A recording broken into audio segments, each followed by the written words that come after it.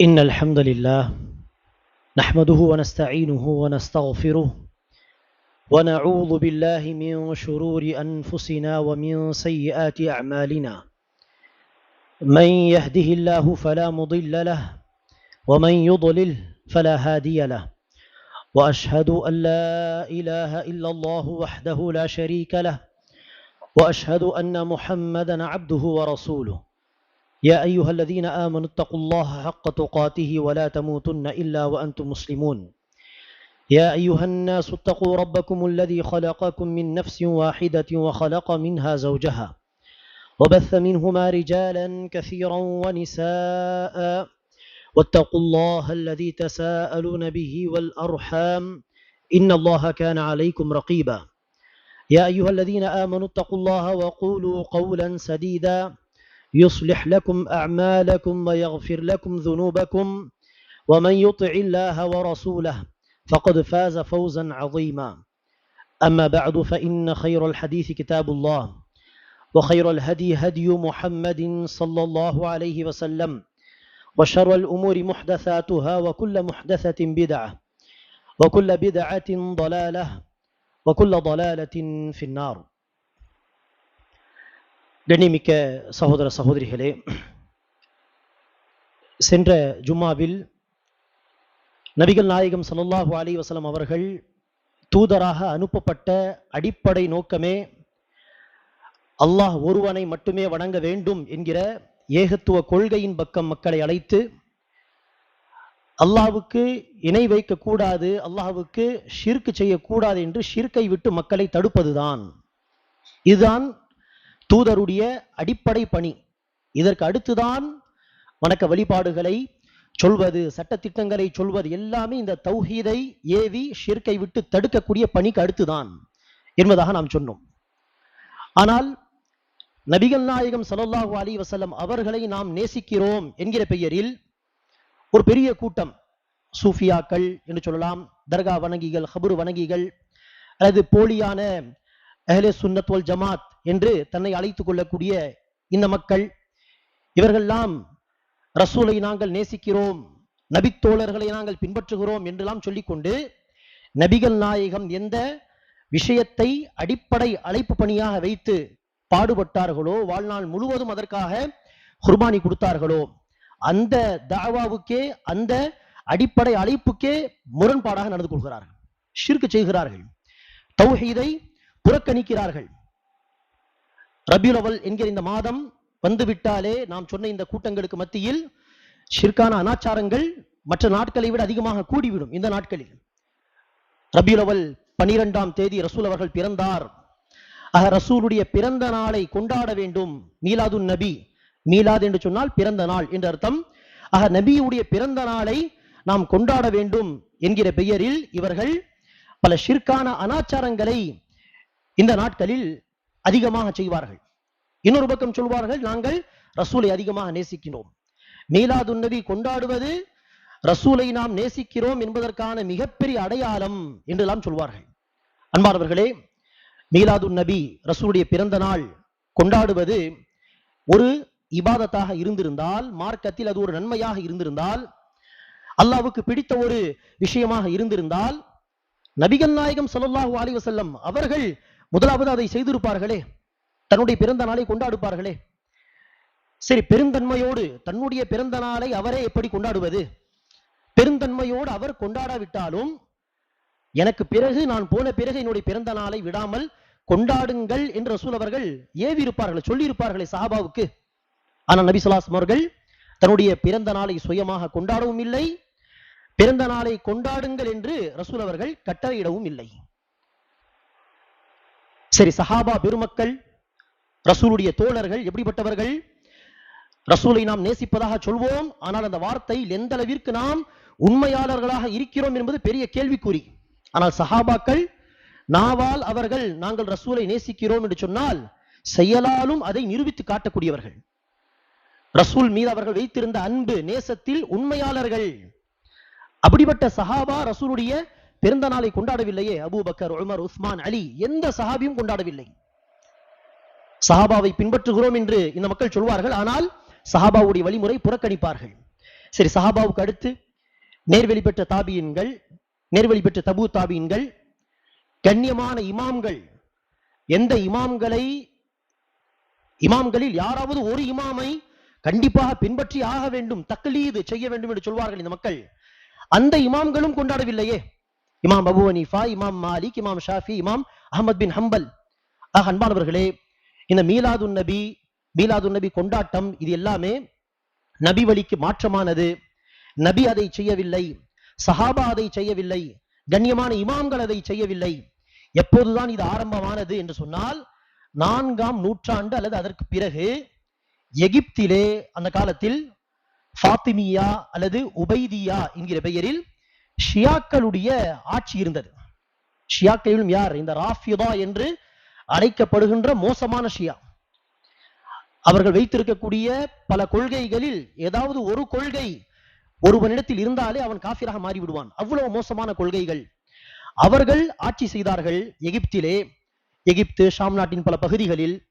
அந்த காலத்தில் அபுல் முதஃபர் என்கிற ஒரு அரசன் தான் மீலாதுன் நபியை ஆரம்பித்து வைத்தான், இந்த கொண்டாட்டத்தை என்பதாக வரலாற்று ஆசிரியர்கள் பதிவு செய்கிறார்கள். அதற்கு முன்பு மீலாதுன் நபிக்கு எந்த ஒரு ஆதாரமும் கிடையாது. ஆதாரம் இல்லாமல் ஒரு காரியத்தை செய்தால் அது என்னது? பித்அத். பித்அத் மார்க்கம் என்கிற பெயரில் உருவாக்கப்பட்ட புதுமை. சரி, மார்க்கத்தில் இல்லாத ஒரு புதிய விஷயத்தை நன்மையாக கருதி செய்தால் அல்லாஹ் அதை அங்கீகரிப்பான் என்று சொன்னால் ஓகே, செய்யலாம். ஆனால் அப்படி இல்லையே. மார்க்கம் என்கிற பெயரில் உருவாக்கப்படும் புதுமையை அல்லாஹ் ஒரு காலம் அங்கீகரிக்க மாட்டான். அல்லாஹ் அதை ஏற்றுக்கொள்ள மாட்டான். நபிகள் நாயகம் ஸல்லல்லாஹு அலைஹி வஸல்லம் அவர்கள் தன்னுடைய முக்கியமான ஒவ்வொரு உரையிலும் அச்சமூட்டி எச்சரிக்கை செய்வார்கள். மக்களை பார்த்து சொல்வார்கள், குல்லு பித்அத்தின் ضلاலா, ஒவ்வொரு பித்அத் புதுமை வழிகேடாகும். குல்லு ضلالத்தின் ஃபின்னார், ஒவ்வொரு வழிகேடு நரகத்தின் பால் தான் அழைத்து செல்லும். அன்பானவர்கள், இந்த மீலாதுன் நபி என்பது முழுக்க முழுக்க பித்அத்தான ஒரு விஷயம். இதற்கு மார்க்கத்தில் அடிப்படை இல்லை, இது மார்க்கமே கிடையாது. ஆதாரம் என்று நாம் கேட்கும் பொழுது அவர்கள் நினைச்சுவார்கள் பிதத், இந்த மீலாதுன் நபி பிதத்தை செய்பவர்கள்.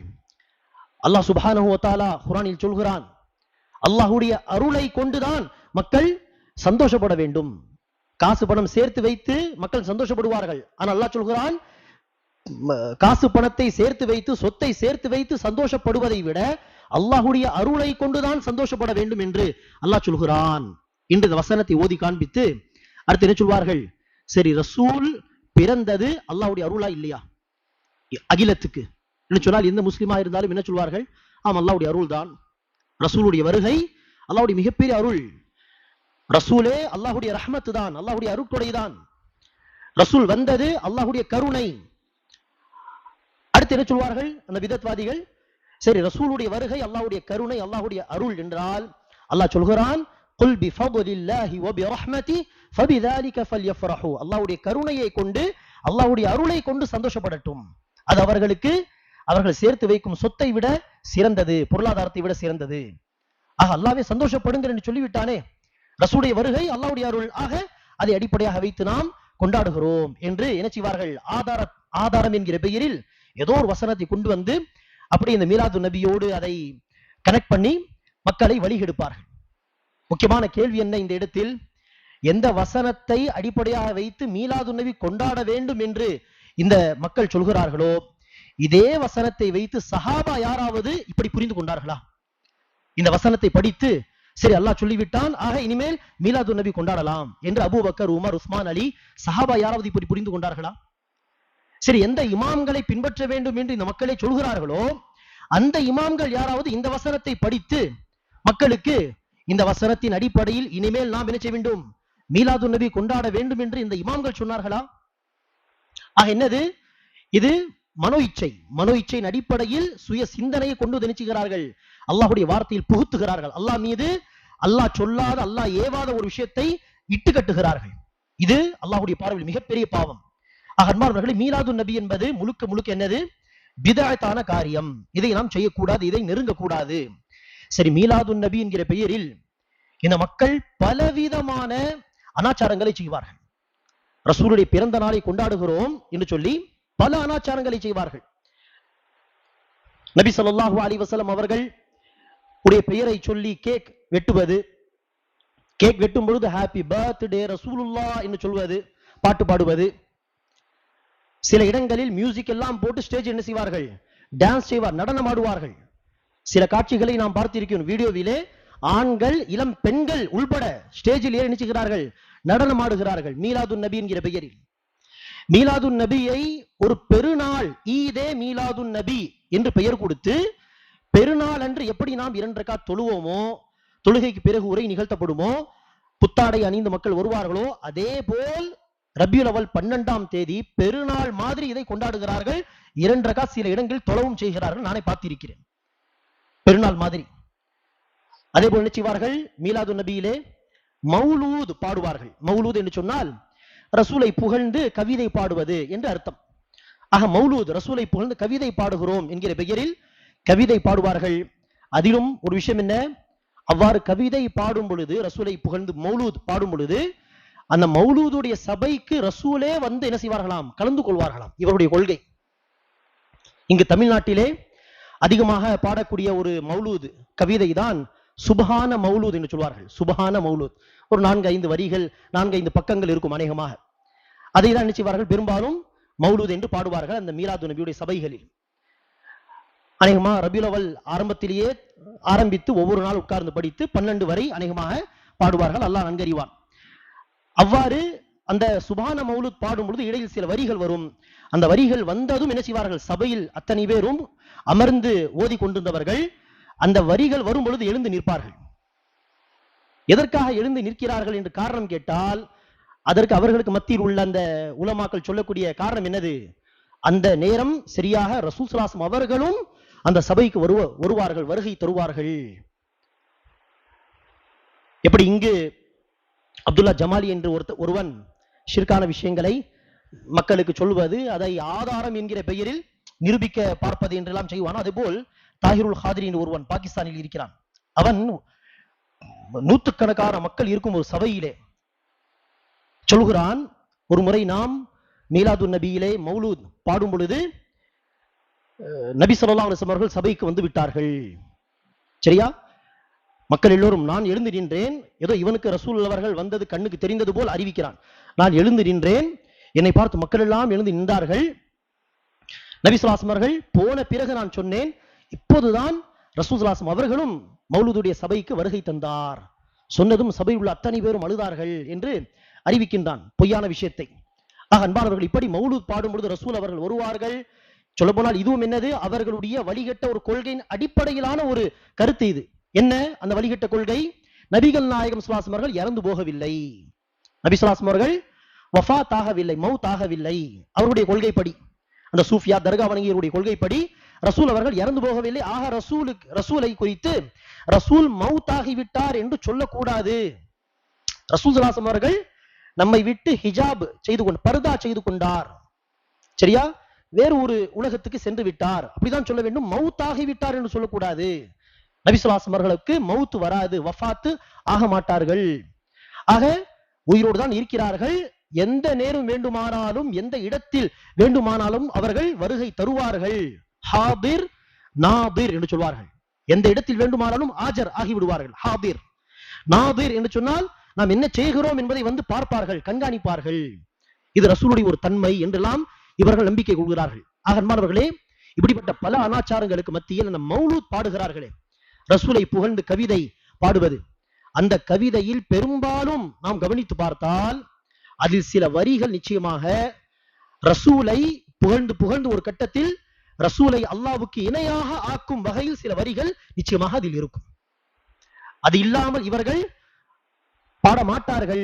ஷிர்கான வரிகள் நிச்சயமாக அந்த மௌலூதில் இடம்பெறும். ரசூலுக்கு அல்லாஹ் கொடுத்த அந்தஸ்தையும் சொல்லி புகழ்வார்கள், உள்ள விஷயங்களையும் சொல்வார்கள்.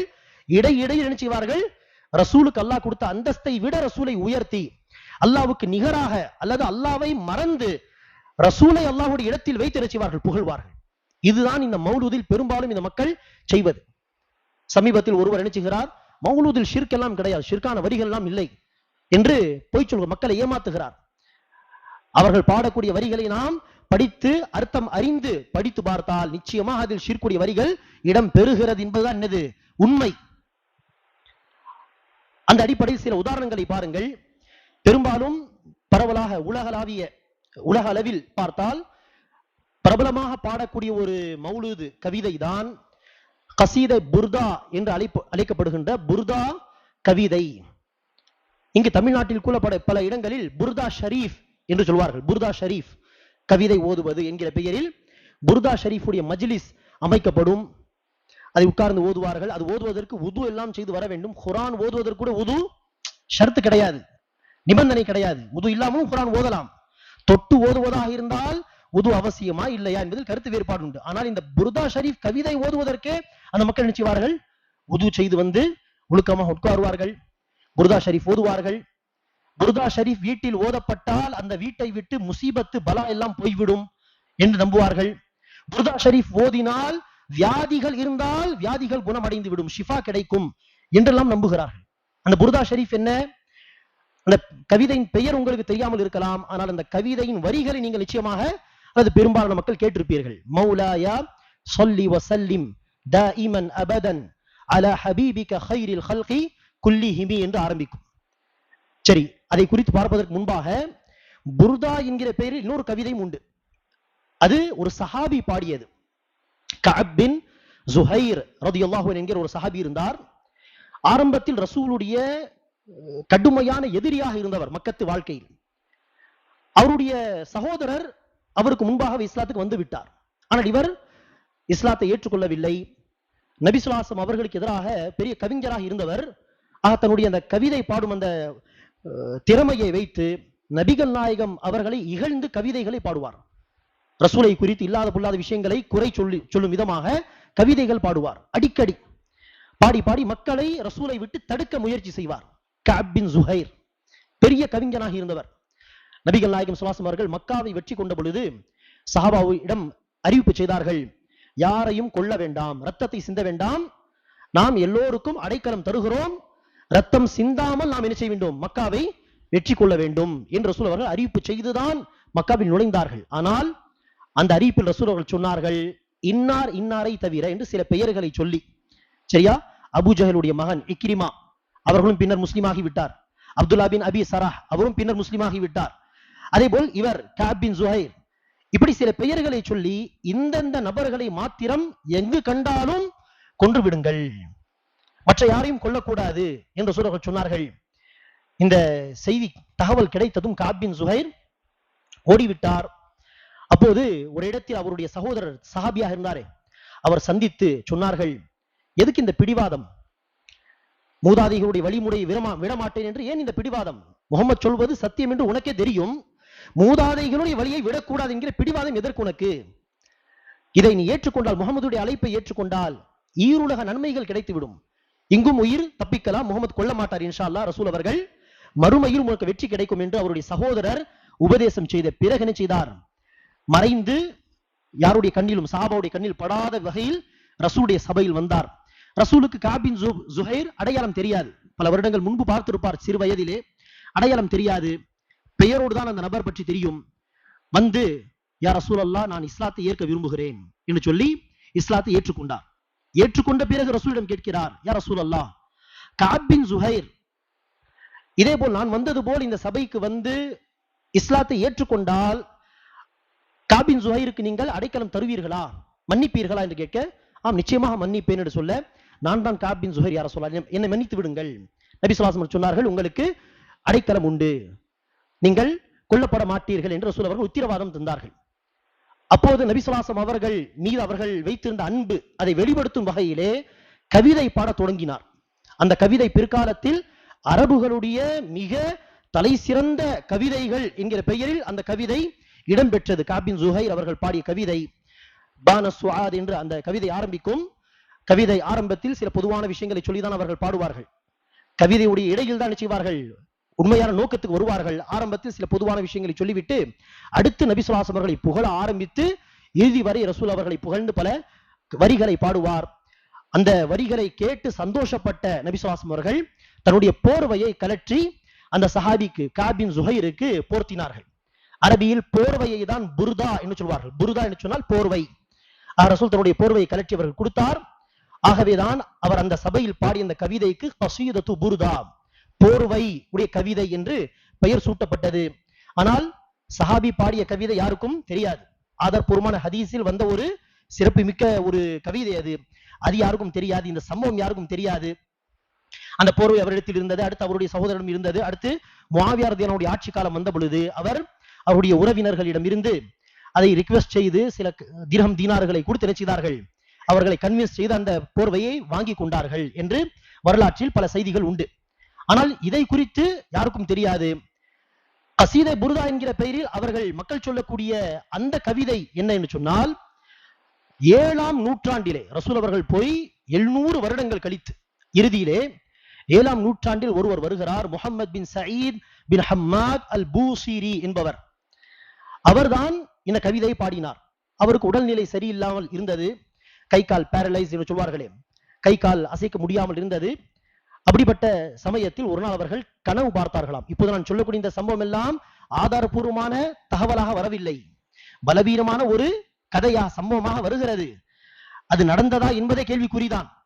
சரி, உடல்நிலை சரியில்லாமல் இருந்த போது கனவு பார்த்தார்களாம். அந்த கனவில் நபி ஸல்லல்லாஹு அலைஹி வஸல்லம் அவர்கள் வந்து இவருக்கு தன்னுடைய போர்வை, ரசூல் அவர்கள் தன்னுடைய போர்வை கலற்றி இவருக்கு போர்த்தினார்களாம். காலையில் எழுந்து பார்த்தால் அவர்களுக்கு அந்த கை கால் எல்லாம் சரியாகி விட்டது, ஷிஃபா கிடைத்து விட்டது. ஆகவே அவர் பாடிய கவிதை, அல்லது ஏற்கனவே ரசூலை புகழ்ந்தவர் பாடிய கவிதை, அதற்கு இந்த கனவோடு இணைத்து புர்தா கவிதை, ரசூல் அவர்கள் போர்வை போர்த்தினார்களே அதோடு சம்பந்தப்பட்ட கவிதை என்று பெயர் சூட்டப்பட்டது. எப்படி அவருக்கு ஷிஃபா கிடைத்ததோ அப்படி அந்த புர்தா ஷரீஃப் கவிதையை பாடினால் மற்றவங்களுக்கும் ஷிஃபா கிடைக்கும். வீட்டில் அதை படித்தால் வீட்டை விட்டு முசீபத்து பலா எல்லாம் போய்விடும், நீங்கிவிடும் என்றெல்லாம் அடுத்து வரக்கூடிய மக்கள் நினைச்சுகிறார்கள். அந்த கட்டுக்கதையை அல்லது உண்மையான சம்பவமா இல்லையா தெரியவில்லை, அல்லாஹு ஆலம். ஆனால் அதை அடிப்படையாக வைத்து இதை ஓதினால் ஷிஃபா கிடைக்கும், இதை படித்தால் வீட்டிலிருந்து முசீபத் பிரச்சனை எல்லாம் நீங்கிவிடும் என்று அடுத்தடுத்து மிர்ச் மசாலா எல்லாம் போட்டு என்ன செய்கிறார்கள், இல்லாத பொல்லாத விஷயங்களை இட்டு கட்டுகிறார்கள். அதை இந்த காலத்தில் கூட என்ன செய்கிறார்கள், குர்ஆன் ஓதுவது போல் கண்ணியமான முறையில் அதை என்ன செய்வார்கள், ஓதுவார்கள் உட்கார்ந்து. சரி, அந்த பிரபலமான அந்த கவிதையில் வரக்கூடிய வரிகள் என்று பார்த்தால், ஆரம்பத்தில் பொதுவாக மௌலாயா ஸல்லி வஸல்லிம் தாயிமன் அபதன் அலா ஹபீபிக கைரில் ஹல்கி குல்லிஹிமி முஹம்மதுன் சய்யிதுல் கௌனைனி வஸ்ஸகலைன் والفريقين من عرب ومن عجم والحبيب الذي ترجى شفاعته لكل هول من الأهوال مقتحم என்று ரசூல் அவர்கள் மீது சாந்தி சமாதானம் உண்டாகட்டும். நபி ஸல்லல்லாஹு அலைஹி வஸல்லம் அவர்கள் தான் ஜின்கள் மனிதர்கள் அத்தனை பேருக்கும் தலைவர். நபி ஸல்லல்லாஹு அலைஹி வஸல்லம் அவர்களுடைய சிபாரிசு தான் நாளை மறுமையில் நமக்கு தேவைப்படும் என்றெல்லாம் உள்ள விஷயங்களை சொல்லி ஆரம்பித்து அப்படியே பாடிக்கொண்டு போகும்பொழுது இடையில் சில வரிகள் ஷிர்கான வரிகள் வரும். என்ன, யா அக்ரமல் ஹல்க் ما لي من ألوذ به سواك عند حلول الحادث العممي. பெரிய இடர்கள், பெரிய பெரிய முசீபத்துகள் வரும் பொழுது உங்களை விட்டால் நான் யாரிடம் அடைக்கலம் தேடுவது, உங்களை விட்டால் யாரிடம் நான் பாதுகாப்பு தேடுவது. இந்த வார்த்தையை அல்லாஹ்வை பார்த்து சொல்கிறாரோ என்று நாம் நினைக்கலாம். ஆனால் அவர் அல்லாஹ்வை பார்த்து சொல்லவில்லை. பெரிய பெரிய முசீபத் வந்தால் உன்னை விட்டால் யாரிடம் நான் பாதுகாப்பு தேடுவது என்று அல்லாஹ்வை பார்த்து சொல்லவில்லை, ரசூலை பார்த்து சொல்கிறார். ஆகவேதான் அந்த வரியின் ஆரம்பத்தில் அவர் பயன்படுத்திய வார்த்தை என்ன, யா அக்ரமல் ஹல்க், படைப்பில் மிக சங்கை மிக்கவரே, படைப்பிலேயே மிக கண்ணியமானவரே என்று சொல்லிவிட்டுதான் அந்த வரியை பாடுகிறார். ஆக ரசூலை பார்த்து சொல்கிறார், உங்களை விட்டால் நான் யாரிடம் அடைக்கலம் தேடுவது. இது ஷிர்கா இல்லையா? நபிகள் நாயகம் ஸல்லல்லாஹு அலைஹி வஸல்லம் அவர்களே படுக்கும் பொழுது தூங்குவதற்கு முன்பாக ஓதக்கூடிய துஆவிலே என்ன சொல்வார்கள், லா மல்ஜஅ வலா மன்ஜஅ மின்க இல்லா இலைக். யா அல்லாஹ், உன்னை விட்டால் யாரிடமும் நான் அடைக்கலம் தேட முடியாது, நீதான் அடைக்கலம் தருபவன், நீதான் பாதுகாப்பு தருபவன், உன்னை விட்டால் யாரிடமும் என்னால் அடைக்கலம் தேட முடியாது. அஊது பில்லாஹி மினஷ் ஷைத்தானிர் ரஜீம் என்று நாம் அல்லாஹ்விடம் தான் பாதுகாப்பு தேடுகிறோம். அல்லாஹ்வால் மட்டும்தான் நமக்கு அடைக்கலம் தர முடியும். உயிரோடு இருக்கிற ஒரு மனிதரிடம் ஏதோ ஒரு முசீபத்தில் ஓடி போய் உங்களுடைய வீட்டில் நான் தங்கலாமா, என்னை பாதுகாக்க முடியுமா என்று கேட்டால் அது அனுமதிக்கப்பட்டது. ஆனால் பொதுவாக முசீபத்துகளை விட்டு பாதுகாப்பு தேடுவது, வியாதிகளை நோய் நொடிகளை விட்டு பாதுகாப்பு தேடுவது, அடைக்கலம் தேடுவது என்று சொன்னால் அது அல்லாஹ்விடம் மட்டும்தான் தேட வேண்டும். பிறரிடம் கைருல்லாஹ், அல்லாஹ் அல்லாதவர்களும் தேடினால் அது பகிரங்கமான ஷிர்காக ஆகிவிடும். ஆனால் இவர்கள் ரசூலை பார்த்து சொல்கிறார்கள், உங்களை விட்டால் நான் யாரிடம் அடைக்கலம் தேடுவது.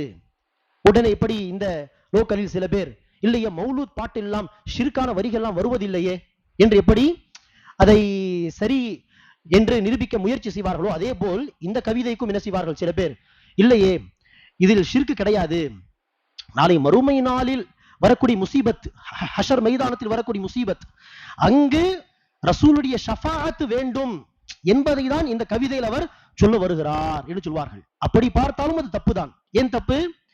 நாளை மறுமை நாளில் ரசூலுடைய ஷஃபாஅத், அதாவது சிபாரிசு நமக்கு வேண்டும் என்றால் யாரிடம் கேட்க வேண்டும்? ரசூலுடைய ஷஃபாஅத் நமக்கு வேண்டும் என்றால் ஹஷர் மைதானத்தில் அந்த ஷஃபாஅத்தை நாம் யாரிடம் கேட்க வேண்டும்? அல்லாஹ்விடம் தான் கேட்க வேண்டும். யா அல்லாஹ், எனக்கு ரசூலுடைய ஷஃபாஅத்தை தா. யா அல்லாஹ், எனக்கு நாளை மறுமை நாளில் மலக்குமார்களுடைய ஷஃபாஅத்தை ஹலாலாக்கி விடு என்று அல்லாஹ்விடம் தான் நபிமார்களுடைய, ரசூல்மார்களுடைய அல்லது நல்லடியார்களுடைய ஷஃபாஅத்தை அல்லாஹ்விடம் தான் கேட்க முடியும். வலில்லாஹி ஷஃபாஅத்து ஜமீஆ, ஷஃபாஅத் முழுவதும் அல்லாஹ்வுடைய உரிமை. அது அல்லாஹ் நாடியவர்களுக்கு ஷஃபாஅத் செய்ய அனுமதி கொடுப்பான். நபிகள் நாயகம் ஸல்லல்லாஹு அலைஹி வஸல்லம் உயிரோடு இருந்த காலத்தில் கூட எந்த சஹாபியும் நினைச்சவில்லை, யா ரசூலல்லாஹ், நாளை ஹஷர் மைதானத்தில் உங்களுடைய ஷஃபாஅத்தை எனக்கு தந்து விடுங்கள் என்று எந்த சஹாபியும் சொல்லவில்லையே. காரணம், ரசூல் அவர்களால் நினைச்ச முடியாது, யாருக்கு வேண்டுமானாலும் விரும்பி சரி நான் உங்களுக்கு ஷஃபாஅத் தருவேன், உங்களுக்கும் தருவேன், உங்களுக்கும் தருவேன் என்று அதை டிஸ்ட்ரிபியூட் செய்ய முடியாது. அல்லாஹ் யாருக்கு அனுமதி தருவானோ, முஹம்மதே இன்னாருக்கு நீங்கள் ஷஃபாஅத் செய்யலாம், இன்னாருக்கு நீங்கள் செய்யலாம் என்று அல்லாஹ் யாருக்காக ஷஃபாஅத் செய்ய, பரிந்துரை செய்ய அனுமதி கொடுப்பானோ அந்த அடியார்களுக்காக தான் ரசூலால் வாய் திறந்து பேசவே முடியும். விரும்பியவர்களுக்கெல்லாம் ரசூல் நினைச்ச முடியாது, ஷஃபாஅத் பரிந்துரையை பிரிச்சு தர முடியாது. ஆக ரசூலுடைய வாழ்நாளில் கூட சஹாபா என்ன செய்யவில்லை, ரசூலிடம் போய் யா ரசூலல்லாஹ் உங்களுடைய ஷஃபாஅத் எனக்கு தாருங்கள் என்று சொல்லவில்லை. ரசூல் இறந்து போன பிறகு உங்களை விட்டால் நான் யாரிடம் அடைக்கலம் தேடுவது என்று ஷஃபாஅத்தை கேட்பதா இருந்தாலும் கூட அந்த வரி என்னதான், தப்புதான், வழிகேடுதான். அது மட்டுமல்லாமல் அடுத்து இன்னொரு வரி வரும், மின் ஜூதிக துன்யா வ தர்ரதஹா வ மின் உலூமிக இல்மல் லௌஹி வல் கலமி. இந்த உலகம், அடுத்து வரக்கூடிய வாழ்க்கை, இம்மை மறுமை இரண்டுமே உங்களுடைய கொடைதான் நபியே. இது ரசூல், ஏதோ ரசூல் தான் மக்களுக்கு வாரி வாரி இந்த இம்மையுடைய நியமத்துகள், மறுமையுடைய நியமத்துகள் கொடுத்தது போல் இம்மை மறுமையின் எல்லா நியமத்துகளும் நபியே உங்களுடைய கொடைதான், நீங்கள் போட்ட தர்மம் தான். அதே போல் லௌஹ் என்கிற அந்த அல்லௌஹுல் மஹ்ஃபூஸ், அங்கு விதியுடைய எல்லா விஷயங்களையும் அல்லாஹ் எழுதி வைத்திருக்கிறான். வானங்கள் பூமி படைக்கப்படுவதற்கு 50,000 வருடங்கள் முன்பாகவே அடுத்து என்னென்ன வரப்போகிறது, என்னென்ன நடக்கும் என்கிற எல்லா விஷயங்களை எல்லாம் அந்த லௌஹுல் மஹ்ஃபூஸில் எழுதிவிட்டான். அந்த லௌஹுல் மஹ்ஃபூஸில் இருப்பதெல்லாம் நபியே உங்களுக்கு தெரியும் என்று சொல்கிறார்கள். நௌது பில்லாஹ், இது எல்லாம் என்னது? அல்லாஹ்வுடைய கல்வியில் ரசூலை இணையாக்குவது. அல்லாஹ்வுடைய கொடை, அல்லாஹ் தான் நமக்கு எல்லாமே தருகிறான், அந்த தன்மையில் ரசூலை இணையாக்குவது. அடைக்கலம் தருபவன், பாதுகாப்பு தருபவன் அல்லாஹ் தான், அந்த தன்மையில் ரசூலை அல்லாஹ்வுக்கு இணையாக்குவது. சொல்ல போனால் அல்லாஹ்வை ஓரமா மறந்துவிட்டு, அல்லாஹ்வை குறித்து பேசவே பேசாமல் ரசூலை அல்லாஹ்வுடைய இடத்தில் வைத்து புகழக்கூடிய வரிகள். ஆனால் சென்ற ஜும்மாவில் நாம் சொன்னோம், ரசூல் என்ன சொன்னார்கள்? ஈசா அலைஹிஸ்ஸலாமை வரம்பு மீறி கிறிஸ்தவர்கள் புகழ்ந்தது போல் நீங்கள் என்னை புகழ வேண்டாம். லா துதுருனி கமா அத்ரத்தின் நஸாரா ஈஸா இப்னு மரியம். அப்படி நீங்கள் என்னை புகழ்வதாக இருந்தால், நீங்கள் என்னை புகழ வேண்டும் என்று ஆசைப்பட்டால், ஃபகூலு அப்துல்லாஹி வ ரசூலு, நான் அல்லாஹ்வுடைய அடியான், நான் அல்லாஹ்வுடைய தூதர் என்று சொல்லுங்கள் போதும் என்று சொன்னார்கள்.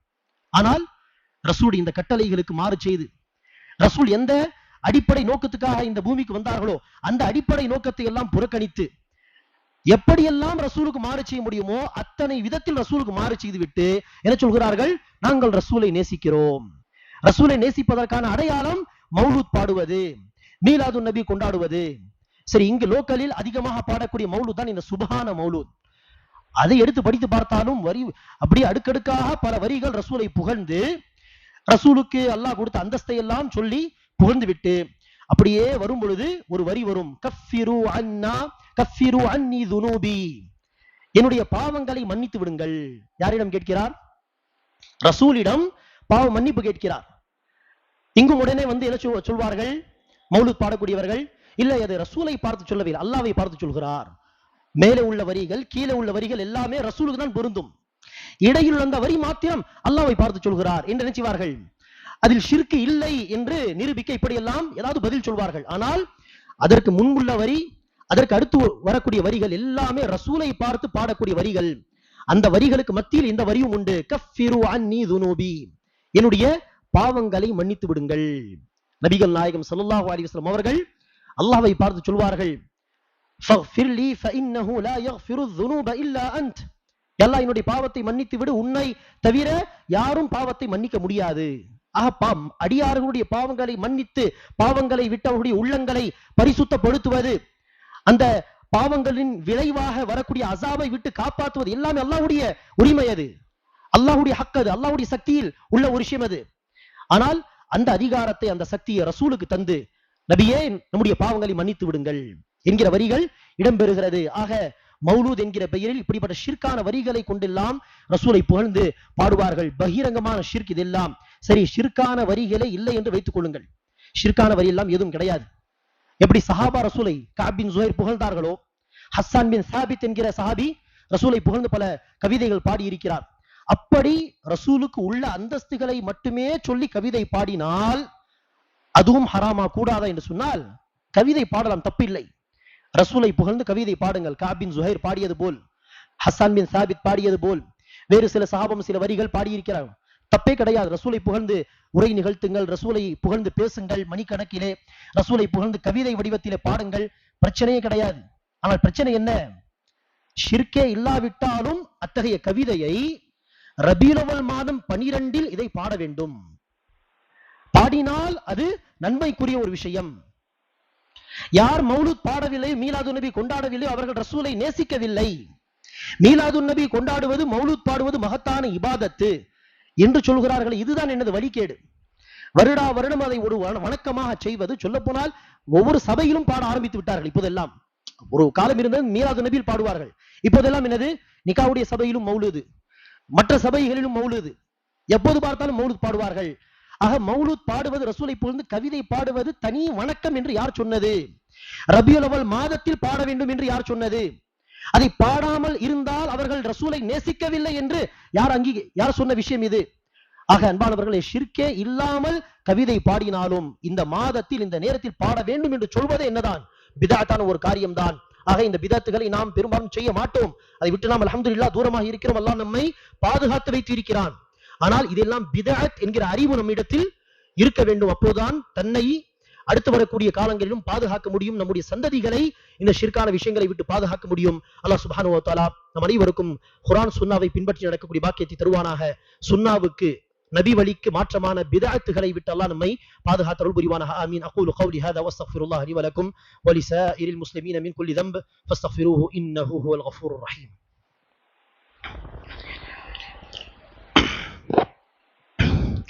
அல்ஹம்துலில்லாஹி ரப்பில் ஆலமீன் والصلاة والسلام على أشرف الأنبياء والمرسلين نبينا محمد وعلى آله وأصحابه أجمعين أما بعد.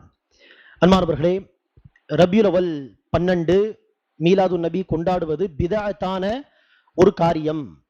அது மார்க்கமாகாது, அது நன்மையாகாது, அல்லாஹ்வுடைய பார்வையில் அது இபாதத் ஆகாது என்பதற்கு மிகப்பெரிய இன்னொரு சான்றுதான் நபிகள் நாயகம் அவர்கள் பிறந்த தேதி என்ன என்பதே என்னது உறுதி இல்லாத ஒரு விஷயமாக இருக்கிறது. நபி ஸல்லல்லாஹு அலைஹி வஸல்லம் அவர்கள் ரபியுல் அவ்வல் 12ஆம் தேதி தான் பிறந்தார் என்று எந்த ஒரு சான்றும் கிடையாது, எந்த ஒரு எவிடன்ஸும் கிடையாது. ரசூலுடைய வரலாறை, வாழ்க்கை வரலாறை பாதுகாத்த உலமாக்கள், வரலாற்று ஆசிரியர்கள், அவர்களுக்கு மத்தியில் கருத்து வேறுபாடு உண்டு. நபி ஸல்லல்லாஹு அலைஹி வஸல்லம் அவர்கள் எப்போது பிறந்தார், ரபியுல் அவ்வல் மாதமா அல்லது வேறு மாதமா? சரி, ரபியுல் அவ்வல் மாதம் என்று எடுத்துக்கொண்டால் ரபியுல் அவ்வல் மாதம் 8ஆம் தேதியா, 9ஆம் தேதியா, 12ஆம் தேதியா, 13ஆம் தேதியா? கருத்து வேறுபாடு உண்டு. நபி ஸல்லல்லாஹு அலைஹி வஸல்லம் அவர்கள் அந்த நாளுக்கு முக்கியத்துவம் கொடுத்திருந்தால், சஹாபா அந்த நாளுக்கு முக்கியத்துவம் கொடுத்திருந்தால், அது அறியப்பட்ட உறுதியான ஒரு விஷயமா இருந்திருக்கும், இந்த தேதி தான் என்று. ஆனால் அந்த தேதியே அறியப்படாமல் இருப்பது, நபிகள் நாயகம் ஸல்லல்லாஹு அலைஹி வஸல்லம் அவர்கள் இந்த பிறந்த நாளுக்கு எந்த ஒரு முக்கியத்துவமும் தரவில்லை என்பதற்கான மிகப்பெரிய சான்றாகும். சொல்ல போனால் ரபியுல் அவ்வல் 12 இருப்பதற்கு வாய்ப்பே கிடையாது என்று ஆய்வாளர்கள் சொல்கிறார்கள். காரணம், நபி ஸல்லல்லாஹு அலைஹி வஸல்லம் அவர்கள் பிறந்த நாள், அதாவது வாரத்தில் உள்ள 7 நாட்களில் ரசூல் அவர்கள் பிறந்த நாள் என்னது? திங்கட்கிழமை. இது உறுதி இல்லையா? திங்கட்கிழமை, மண்டே ரசூல் அவர்கள் பிறந்தார்கள். சரி, நபி ஸல்லல்லாஹு அலைஹி வஸல்லம் அவர்கள் பிறந்த ஆண்டு இருக்கிறதே, யானை படை சம்பவம் நடந்த ஆண்டு, காபத்துல்லாவை இடிக்க வந்தார்களே, அந்த ஆண்டு தான் ரசூல் அவர்கள் பிறந்தார்கள். ஏறக்குறைய இன்று முதல் பார்த்தால் 1500 வருடங்கள், ஏறக்குறைய ஹிஜ்ரத்துக்கு 53 வருஷம் பின்பாக. அந்த வருடம் ரபியுல் அவ்வல் 12ஆம் தேதி திங்கட்கிழமை என்று வருவதற்கு வாய்ப்பே கிடையாது. எப்படி கணக்கிட்டு பார்த்தாலும் ஹிஜ்ரி கணக்குப்படி என்ன செய்ய முடியாது, பிறை கணக்குப்படி கணக்கிட்டு பார்த்தால் ரசூல் அவர்கள் பிறந்த அந்த ஆண்டு திங்கட்கிழமை ரபியுல் அவல் 12க்கு வருவதற்கான வாய்ப்புகள் கிடையாது. 8க்கு வரும் அல்லது 9க்கு அதிகமாக வருவதற்கான வாய்ப்பு உண்டு என்றுதான் ஆய்வாளர்கள் சொல்கிறார்கள். ஆனால் ரசூல் அவர்கள் இறந்த ஆண்டு இருக்கிறது ஹிஜ்ரி 11, அது ரபியுல் அவல் 12. ரசூல் அவர்கள் இறந்ததும் திங்கட்கிழமை தான், அது கன்ஃபார்மா என்னது ரபியுல் அவல் 12. ஆக ஷைத்தான் இந்த வழிகட்ட இந்த மக்களை ரசூலுடைய பிறந்த நாளை கொண்டாடுகிறோம் என்கிற பெயரில் அவர்களுக்கே தெரியாமல் என்ன செய்ய வைக்கிறான், ரசூலுடைய இறந்த நாளை கொண்டாட வைக்கிறான். இது எப்படிப்பட்ட தூரமான வழிகேடு, மடத்தரமான வழிகேடு என்பதை நாம் சிந்தித்து பார்க்க வேண்டும். அல்லாஹ் சுப்ஹானஹு வ தஆலா அனைவருக்கும் குர்ஆன் ஹதீஸை மிக தெளிவாக இருந்து பின்பற்றக்கூடிய பாக்கியத்தை தருவானாக. மூதாதைகளை பின்பற்றுவது, கண்மூடித்தனமாக யார் எதை சொன்னாலும் பின்பற்றுவது போன்ற வழிகேடுகளை விட்டு அல்லாஹ் நம்மை பாதுகாத்தருள் புரிவானாக. ஆமீன். ரப்பனா ظلمنا انفسنا وان لم تغفر لنا وترحمنا لنكونن من الخاسرين. ربنا آتنا في الدنيا حسنة وفي الآخرة حسنة وقنا عذاب النار. اللهم آت أنفسنا تقواها وزكها وأنت خير من زكاها وأنت وليها ومولاها. اللهم أعز الإسلام والمسلمين وانصر الإسلام والمسلمين واخذل الكفرة واليهود والنصارى والمشركين. اللهم صل على محمد وعلى آل محمد كما صليت على إبراهيم وعلى آل إبراهيم إنك حميد مجيد. اللهم بارك على محمد وعلى آل محمد كما باركت على إبراهيم وعلى آل إبراهيم إنك حميد مجيد. وآخر دعوانا الحمد لله رب العالمين.